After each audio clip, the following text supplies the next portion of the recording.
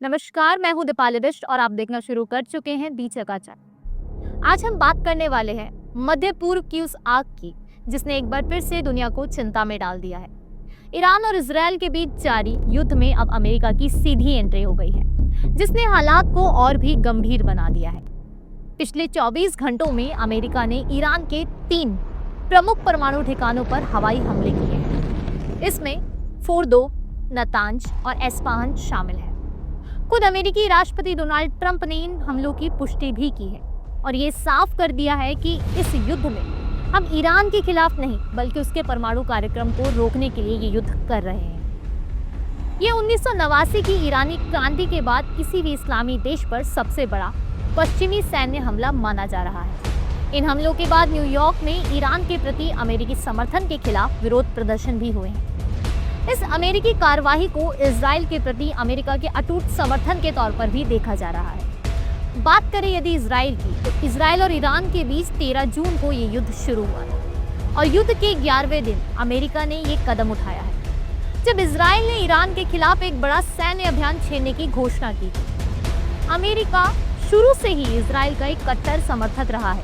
1948 में भी इजराइल की स्थापना के समय से ही अमेरिका उसे समर्थन देता आया है और उसे मान्यता भी दी है और साथ ही लगातार वित्तीय और सैन्य सहायता भी प्रदान करता रहा है। बात करें यदि 1967 की, तो उस समय 6 दिवसीय युद्ध के बाद दोनों देशों के संबंध और भी मजबूत हुए। अमेरिका इजराइल को मध्य पूर्व में अपना एक रणनीतिक सहयोगी भी मानता है। अब बात करते हैं कि इस युद्ध का ऐतिहासिक संदर्भ क्या है। ईरान और इजराइल कभी दोस्त हुआ करते थे। 1989 की इस्लामी क्रांति से पहले दोनों देशों के बीच मजबूत संबंध माने जाते थे, लेकिन क्रांति के बाद ईरान ने इजराइल के साथ अपने संबंध तोड़ लिए थे। ईरान ने इजराइल को दुश्मन देश कहना शुरू कर दिया और साथ ही उसके अस्तित्व को चुनौती देने लगा। यह दुश्मनी कई रूपों में सामने भी आई। ईरान ने लेबनान के हिजबुल्ला और फिलिस्तीनी समूह जैसे हमास को लगातार समर्थन दिया, जिन्हें हम आज के समय पे प्रॉक्सी वॉर्स के नाम से भी जानते हैं, जिन्हें इजराइल अपनी सुरक्षा के लिए एक बड़ा खतरा भी मानता है।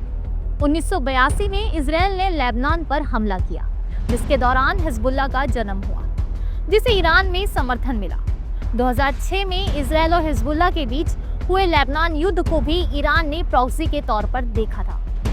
हाल ही में 1 अप्रैल को दमिश्क में ईरानी दूतावास पर इजराइल ने हमले के बाद अप्रत्यक्ष रूप से हो रहा संघर्ष सीधा टकराव में बदल गया। इस हमले में कई ईरानी अधिकारी भी मारे गए। इसके साथ ही इसके जवाब में ईरान और उसके प्रतिनिधियों ने 13 अप्रैल को इजराइल के अंदर हमले किए और तब से ही ये युद्ध जारी है। अमेरिका के इस कदम के बाद अब पूरी दुनिया ईरान की प्रतिक्रिया का इंतजार कर रही है। रूस और चीन सहित कई देशों ने अमेरिका के हमलों की कड़ी निंदा भी की है। बात करें यदि मध्य पूर्व की, तो मध्य पूर्व में तनाव अपने चरम पर है। ये देखना बाकी है कि किस नए मोड़ के बाद हालात किस देश में जाते हैं। यदि आपको ये खबर अच्छी लगी हो तो हमें कमेंट बॉक्स में ज़रूर बताएं और आप चैनल पर नए हैं तो इसको सब्सक्राइब करना ना भूलें। आप देख रहे थे दी चकाचक।